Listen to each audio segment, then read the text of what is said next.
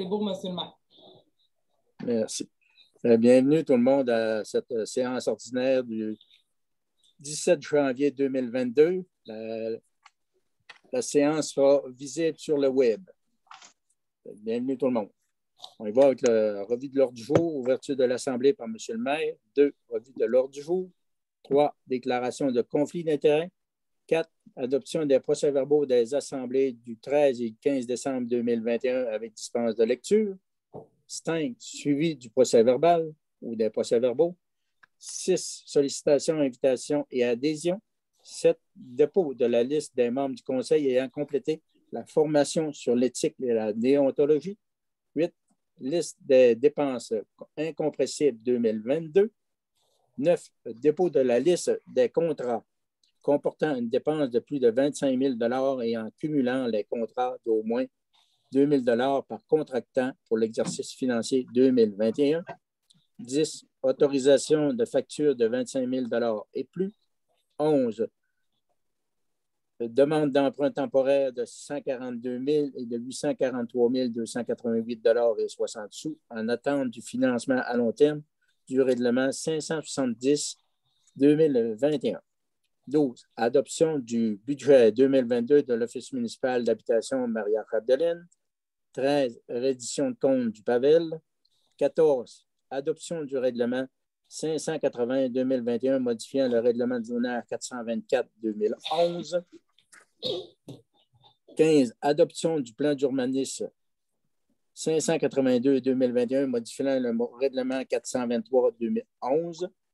16, avis de motion Code d'éthique des élus municipaux. 17, demande à la CPTAQ pour la ferme Messidor. 18, officialisation d'embauche d'une secrétaire réceptionniste. 19, restructuration du service des travaux publics. 20, projet de loi 123 modifiant diverses dispositions législatives principalement aux fins d'allègement du fardeau administratif. 21, appui à l'Alliance forêt boréale pour la stratégie de protection du caribou forestier.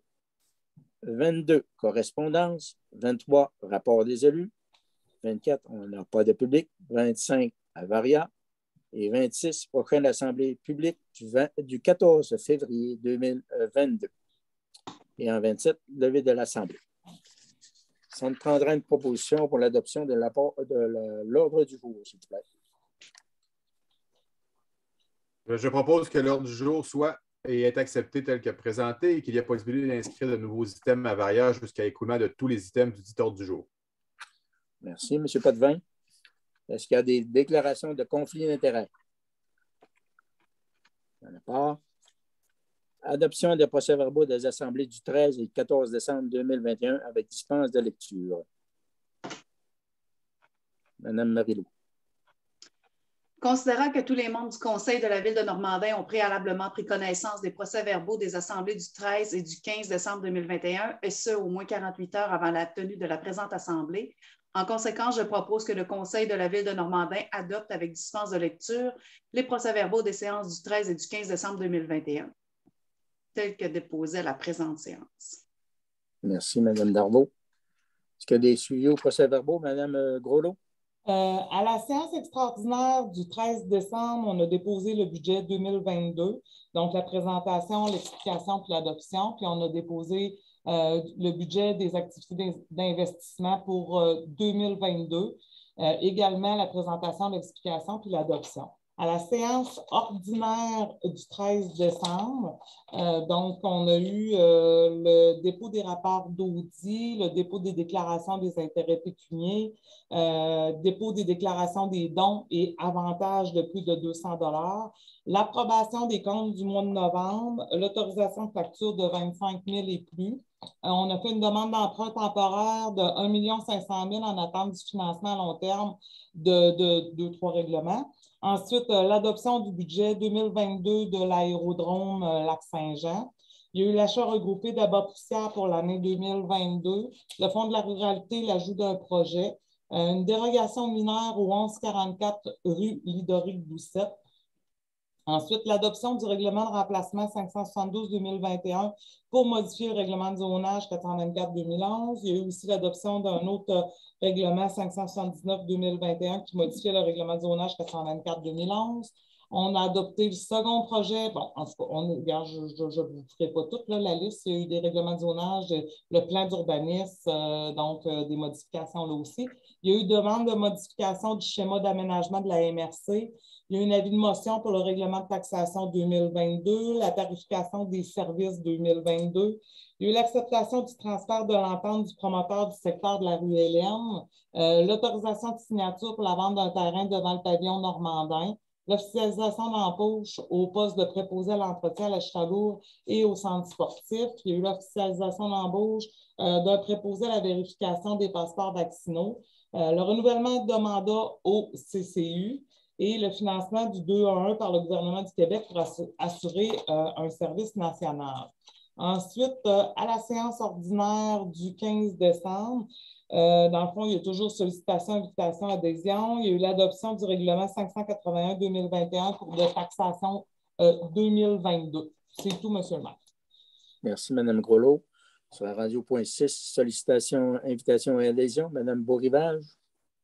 Oui, on a eu 2 demandes. La première, c'est pour de l'hygiène lavable. On a accordé 50 $.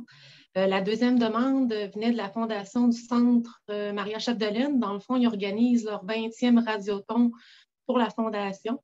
On a décidé d'accorder 500 $ pour cette cause-là.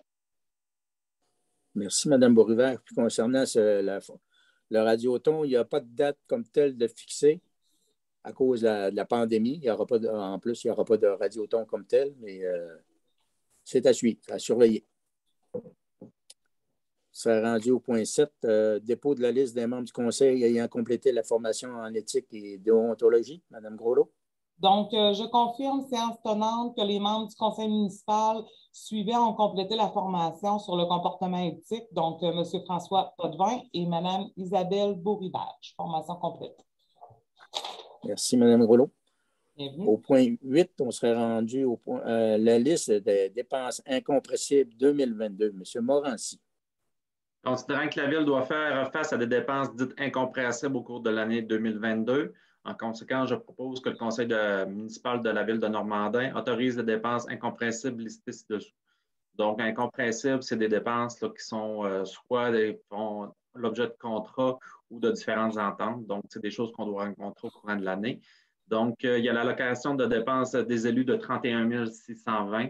Les différentes rémunérations des élus de 63 240, de l'administration de 333 860, la rémunération des brigadiers scolaires de 21 400, des travaux publics de 471 390, du loisir, des sports et de la culture de 714 515 et aussi les rémunérations là, des cotisations d'employeurs de 91 144.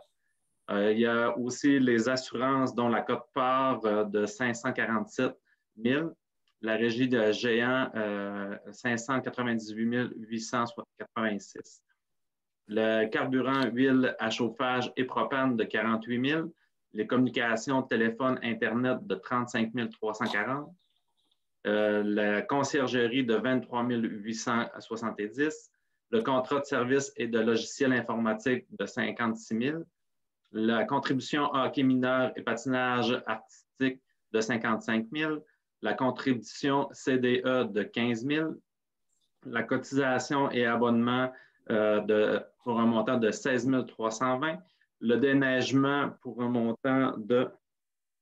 Je vais juste décaler. Non, ça fonctionne bien. 364 700. L'électricité pour un montant de 265 650. L'entretien inspecteur pour un montant de 1 275.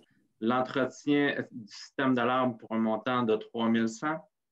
Les évaluations pour un montant de 70 685. La fourrière pour un montant de 16 703. Les frais bancaires pour un montant de 12 150.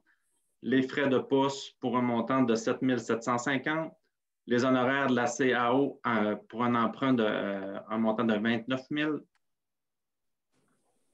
Les honoraires de vérification comptable à un montant de 38 000. Les immatriculations pour un montant de 10 675. La participation à l'OMH pour un montant de 35 135. Le passage à niveau pour un montant de 10 856. Le réseau des bibliothèques pour un montant de 14 100. Le service de la dette pour un montant de 345 703. Pour un grand total. Ah non, il m'en reste encore un petit peu. Je vais aller à l'autre page. Et la Sûreté du Québec pour un montant de 215 670 pour un total des frais là, de 4 974 922. Donc, le certificat de crédit là, du directeur financier au numéro 00-2022. Puis c'est M. Robin Tremblay là, qui a approuvé les dépenses ci-dessous autorisées. Donc, je demanderai au conseil d'approuver ces différentes dépenses. Merci, M. Morancy. Ça est rendu au point 9, dépôt de la liste des contrats comportant une dépense de plus de 25 000 en cumulant les contrats d'au moins 2 000 par contractant pour l'exercice financier 2021. Donc, je dépose la liste des contrats qui comportent une dépense de plus de 25 000 en cumulant les contrats d'au moins 2 000 par contractant pour l'exercice financier 2021 de la Ville de Normandin, préparé par le directeur des Finances, M. Robin Tremblay, et j'affirme que cette liste sera publiée sur le site Internet de la Ville en conformité avec l'article 477.6 de la loi sur les civils. C'est tout, M. le maire. Merci, Mme Groslot. On sera rendu au point 10, autorisation de facture de 25 000 et plus. M. Morancy. Considérant l'article 477.1 de la loi sur les cités et villes, en conséquence, je propose que le conseil municipal autorise le paiement de la facture suivante supérieure à 25 000 $. Donc, c'est une facture qui date du 17 décembre dernier pour le groupe Aquifer. Donc, c'est pour l'analyse de la vulnérabilité de l'installation de production d'eau potable pour un montant de 28 459,76 $. Merci, M. Morancy. On serait rendu au point 11, demande d'emprunt temporaire de 142 000 et de 843 288,60 $ en attente du financement à long terme du règlement 570 2021. Madame Vaillancourt. Considérant que ce règlement a été approuvé par le ministre des Affaires municipales et de l'Habitation le 18 mai 2021, considérant que la Ville de Normandin doit supporter le paiement des dépenses occasionnées par ce projet via ses liquidités dans l'attente du financement prévu dans les prochains mois, considérant que la Ville de Normandin peut obtenir des emprunts temporaires d'une institution financière relativement à ce règlement. En conséquence, je propose que la Ville de Normandin demande des emprunts temporaires auprès de la Caisse populaire de jardins des Plaines boréales. Le premier d'un montant maximum de 642 000 versés au fur et à mesure du paiement des dépenses relatives au règlement 570-2021. Les intérêts étant variables selon le taux d'intérêt préférentiel sans majoration et payables mensuellement, et le capital étant remboursé à l'obtention du financement à long terme, subvention du MTQ. Le deuxième d'un montant maximum de 843 288,60 versé au fur et à mesure du paiement des dépenses relatives au règlement 570-2021.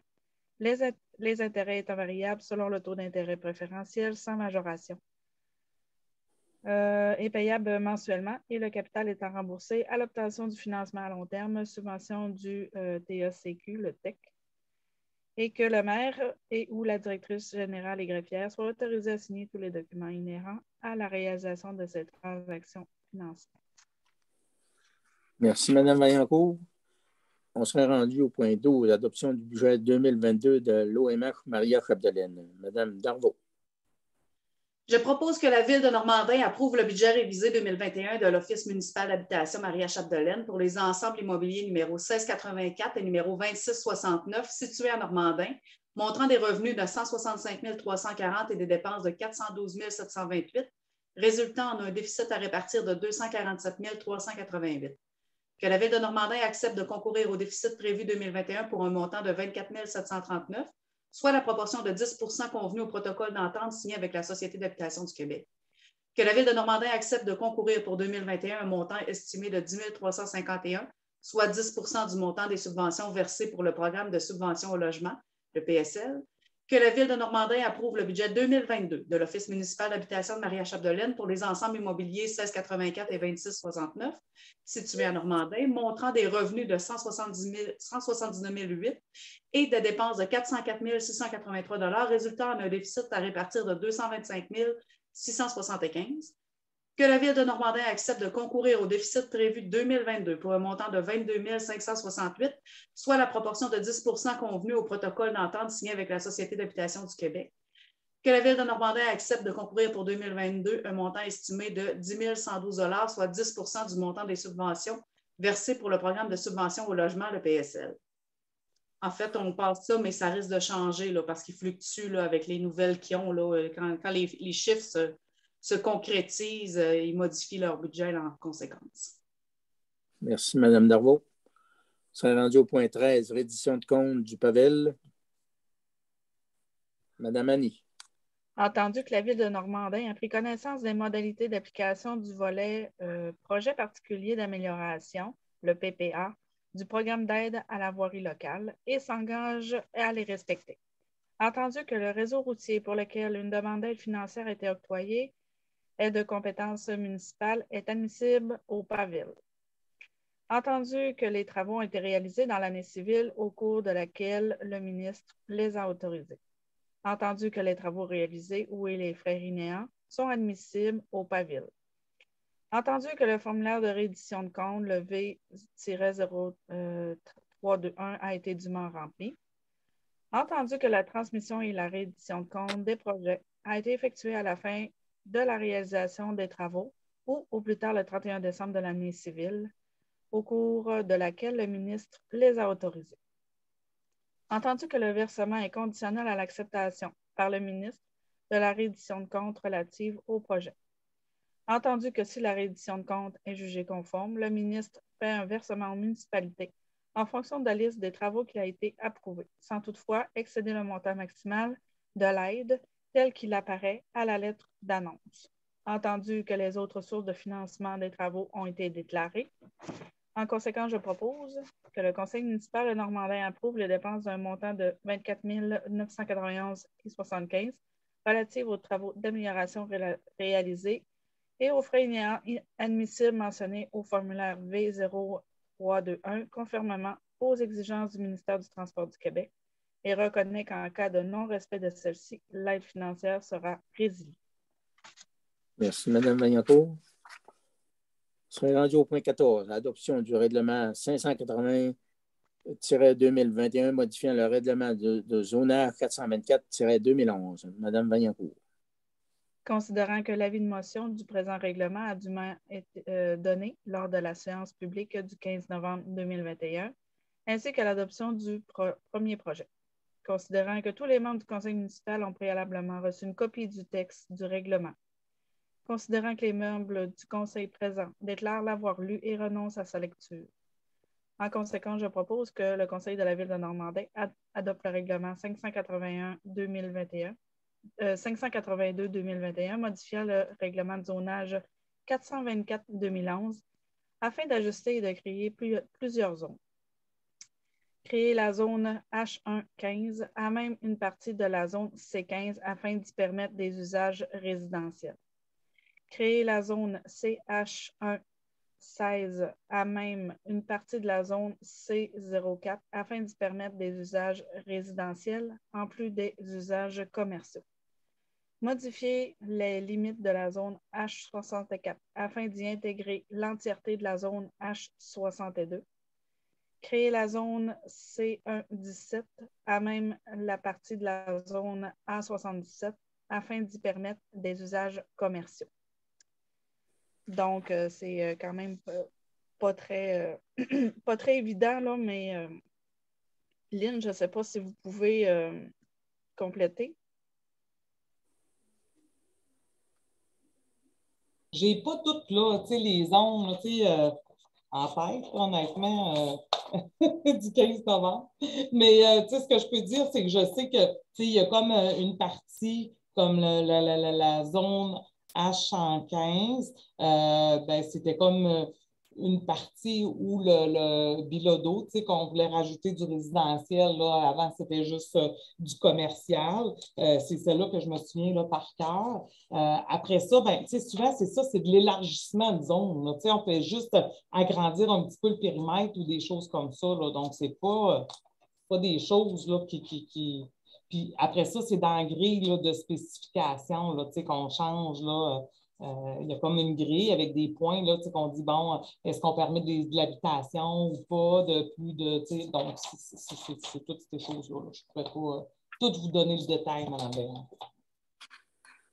Merci, Mme Bien, Gaulot. Mme Gaulot. Ça est rendu au point 15. Adoption du plan d'urbanisme 582-2021 modifiant le règlement 423-2011. Madame Vaillancourt. Considérant que l'avis de motion du présent règlement a été dûment donné lors de la séance publique du 13 décembre 2021, ainsi que de l'adoption du premier projet. Considérant que tous les membres du conseil municipal ont préalablement reçu une copie du texte du règlement, considérant que les membres du conseil présents déclarent l'avoir lu et renoncent à sa lecture, en conséquence, je propose que le conseil de la ville de Normandin adopte le règlement 582-2021 modifiant le plan d'urbanisme 423-2011 afin de modifier le plan des affectations pour agrandir une aire d'affectation habitable à même une partie d'aire d'affectation commerciale et services, créer une aire d'affectation commerciale, services et habitation à même une partie d'aire d'affectation commerciale et services. C'est tout, Monsieur le maire. Merci, Mme Vaillancourt. Ça est rendu au point 16. Avis de motion, code d'éthique des élus municipaux. M. Morancy.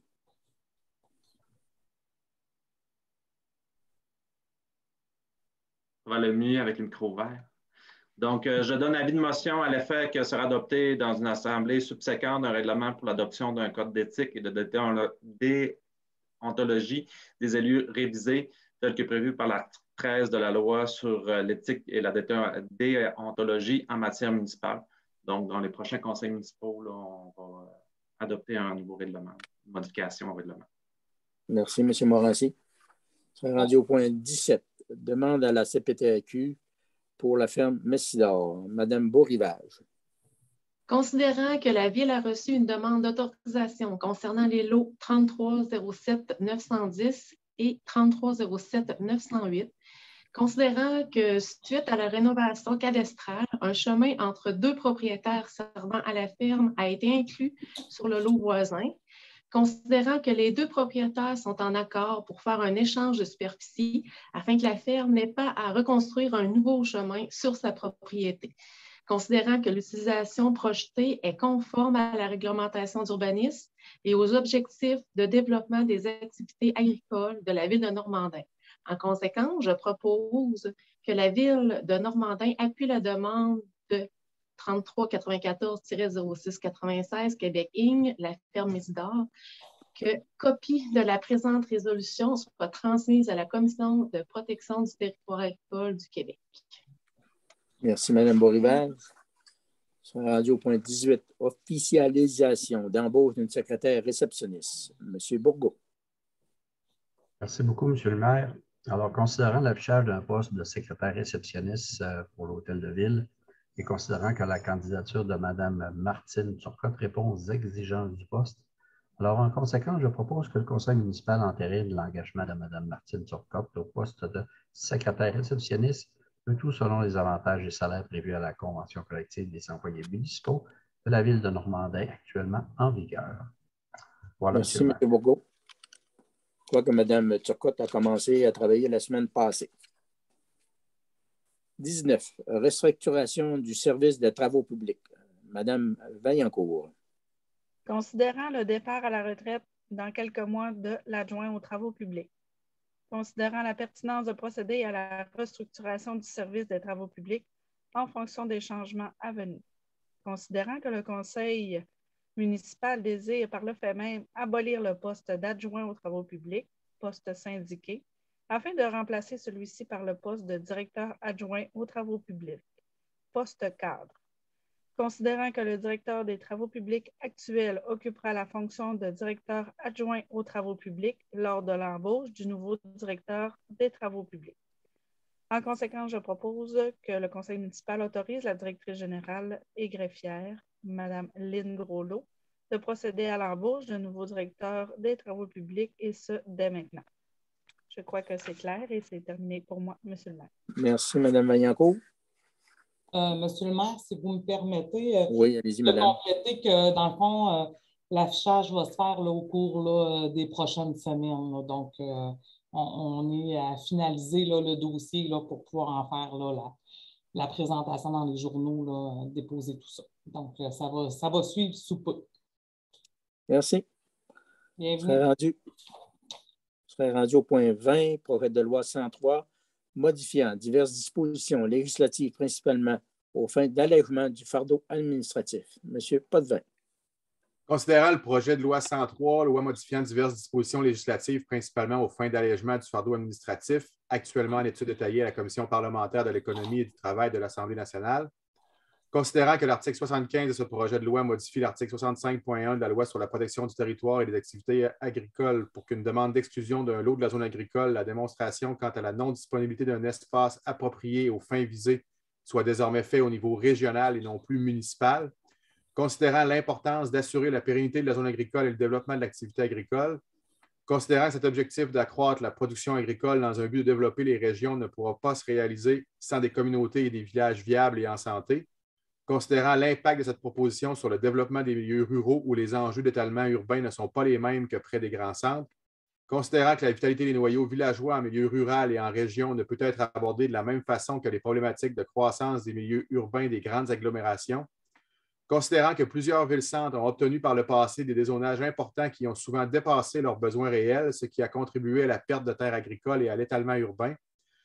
considérant que l'adoption de l'article 75 du projet de loi visé risque d'avoir comme effet de concentrer le développement dans les villes-centres au détriment des noyaux villageois, considérant que l'impact important pour un grand nombre de villages et communautés des régions du Québec qui ne sont pas concernés par les problématiques d'étalement urbain, considérant que le principal mode de financement des municipalités est la taxation municipale, considérant que l'adoption d'une approche unique en matière de gestion du territoire comme celle contenue dans l'article 75 va à l'encontre du discours gouvernemental de la nécessité de tenir compte des particularités régionales et de renforcer le processus d'aménagement du territoire, notamment dans le cadre des travaux de la future politique nationale d'architecture et d'aménagement du territoire, considérant que la Fédération québécoise des municipalités a demandé en commission parlementaire le mardi 2 novembre 2021 de maintenir le pouvoir de demande d'exclusion des municipalités locales et de renforcer le processus actuel d'aménagement pour assurer la cohérence du développement planifié du territoire comme souhaité par le législateur et le gouvernement actuel.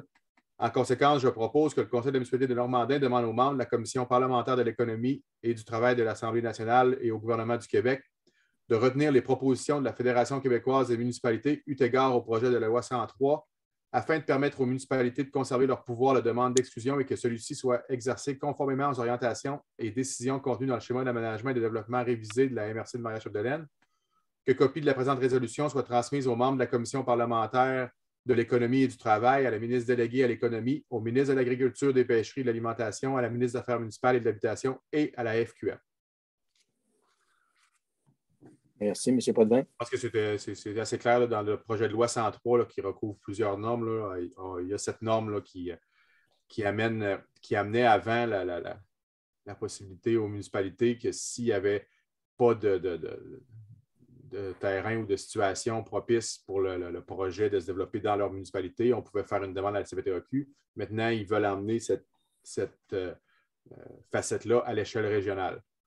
Donc, comme on dit, étant donné que les municipalités doivent vivre des comptes de taxes, si on veut, ça va à l'encontre un peu du mode de financement actuel que de faire la promotion du développement dans les municipalités voisines. En espérant qu'on trouve écoute, je pense qu'il y a plusieurs municipalités au Québec qui vont faire ce type de résolution-là. J'ai hâte de voir la suite. Merci bien. Je serai rendu au point 21. Appui à l'Alliance Forêt Boréale pour la stratégie de protection du caribou forestier. Madame Marie-Lou. Considérant que le 5 novembre 2021, le ministre des Forêts, de la Faune et des Parcs, M. Pierre Dufour, a annoncé la tenue d'une commission indépendante sur les caribous forestiers et montagnards et une série d'audiences publiques régionales devant mener au dépôt de la stratégie de protection des caribous forestiers et montagnards en 2022. Considérant que 34 municipalités sur les 65 présentes sur le territoire d'Alliance Forêt Boréale, soit le Saguenay-Lac-Saint-Jean et la Côte-Nord, dépendent de l'industrie forestière. Considérant que les retombées de la filière forestière sur le territoire de l'Alliance Forêt Boréale sont énormes, soit près de 20 000 emplois et 1 milliard en salaire. Considérant que cette stratégie de protection met en péril l'avenir et la survie des communautés forestières en causant la perte de plusieurs centaines d'emplois au Saguenay-Lac-Saint-Jean sur la Côte-Nord.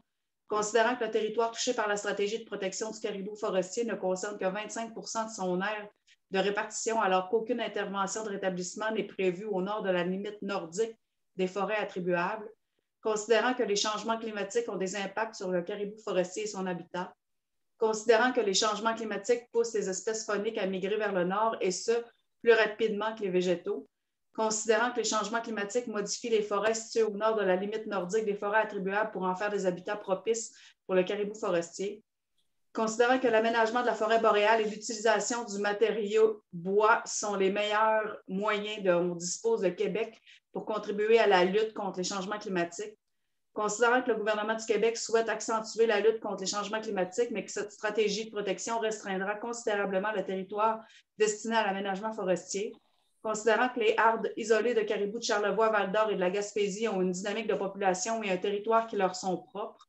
considérant que pour faire une démonstration claire sur l'état des populations du caribou forestier, il faut réaliser de nouveaux inventaires de population afin de comparer les résultats à ceux des inventaires réalisés en 2018, 2019 et 2020. Considérant que plusieurs projets portant sur différents scénarios d'aménagement sont en cours de réalisation sur le territoire forestier afin d'identifier des pistes de solutions pour concilier l'aménagement forestier et la protection de l'habitat du caribou forestier.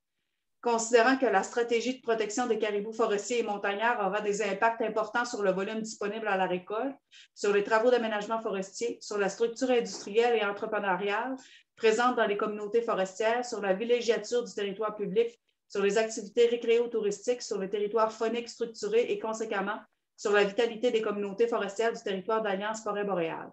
En conséquence, je propose que le Conseil municipal de Normandin appuie Alliance Forêt Boréale et ses demandes au gouvernement du Québec, soit adopter une stratégie de protection du caribou forestier qui n'aura pas d'impact négatif sur les travailleurs et les communautés forestières, considérer l'ensemble de l'habitat du caribou forestier pour l'élaboration de la stratégie de protection, notamment au nord de la limite nordique des forêts attribuables, considérer les impacts des changements climatiques dans la future stratégie de protection du caribou forestier, considérer différemment les hardes isolées de Val-d'Or, Charlevoix et la Gaspésie des hardes de la forêt boréale, réaliser de nouveaux inventaires des populations de caribous forestiers et rendre disponibles ces résultats afin de les comparer avec ceux des inventaires de 2018, 2019, 2020 pour confirmer une baisse ou une augmentation des populations, poursuivre les projets d'expérimentation et de recherche sur les différents scénarios d'aménagement permettant l'identification de pistes de solutions afin de concilier l'aménagement forestier et la protection de l'habitat du caribou forestier. Alors, dans le fond, c'est d'essayer de concilier les opérations forestières avec l'aménagement pour le caribou forestier. Ce n'est pas chose simple, là, mais essayer de trouver le meilleur des deux mondes. Là. Merci, Mme Darvaux. On serait rendu au point 22, correspondance. On n'a pas de correspondance, Mme Groslot? Non, M. le maire. Au point 23, au rapport des élus. M. Potvin.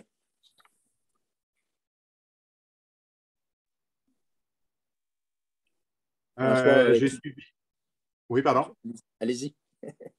J'ai suivi, comme on a dit tout à l'heure, la formation sur l'éthique obligatoire de la part de tous les élus. Ce matin, là, avec votre présence, la présence de Mme Groslot, on a rencontré la députée pour parler principalement de sujets de santé et d'autres sujets. Ensuite, c'est tout pour ma part. Merci, M. Potvin. M. Bourgault.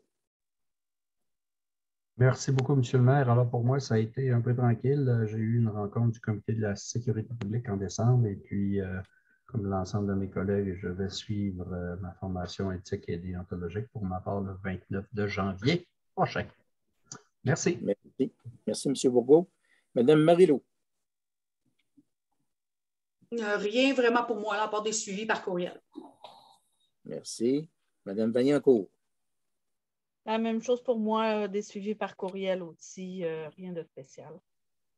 Madame Beaurivage? Ben, moi également, j'ai complété ma formation en éthique et déontologie. Et merci, Madame Beaurivage. Monsieur Morancy. Merci, Monsieur le maire. On devrait avoir une rencontre prochainement pour la Chambre de commerce. On a une date qui a été fixée avant les fêtes, mais qui n'a pas eu lieu à cause des contraintes. Là, avec le COVID, je ne sais pas comment ça va se produire, mais on a aussi une date là, qui est prévue dans les prochaines semaines. Et après ça, j'ai reçu aujourd'hui le rapport au niveau des grands jardins. Donc, je pense qu'il y a du parc d'hiver. Je pense qu'il y a une belle saison, tout ça. Mais je n'ai pas encore eu le temps de prendre connaissance. Fait que je vais en prendre connaissance et vous faire un suivi dans les prochains jours sur le rapport d'activité de la saison. Merci, M. Morancy. Et pour ma part, le 15 décembre, il y a eu une MRC au Centre communautaire Albanel. Le 16 décembre, il y a eu un CA de l'aérodrome Lac-Saint-Jean qui était ici à Normandin. Le 11 janvier, on a eu le rapport de la sécurité incendie pour le secteur de Normandin et le secteur d'Elbeau. Le 12, j'ai eu de MRC. 13 et 14 janvier, j'ai suivi la formation en éthique et déontologie. Et ce matin, on a eu un Zoom avec Mme Nancy Guillemette concernant les différents dossiers, dont le CIUS, l'aérodrome, la chute à l'eau, la rénovation de l'hôtel de ville, la salle communautaire, ainsi que les logements disponibles à l'OMH. On a parlé aussi du TEC. C'est tout pour moi. On n'a pas de questions, on n'a pas de public, fait qu'on n'a pas de questions du public. Veuillez prendre note que cette réunion sera transmise sur le web, sera disponible à tous les citoyens de la ville de Normandin. Si vous avez des questions, veuillez nous les faire part, soit par téléphone ou en communiquant avec moi ou à Mme Groslo. C'est tout pour ce soir. La prochaine rencontre a lieu le 14 février 2022. Je vous propose donc à 20h11 la levée de l'Assemblée. Merci bien tout le monde et bonne fin de soirée et prenez soin de vous autres. Bonsoir. Au revoir. Merci. Au revoir.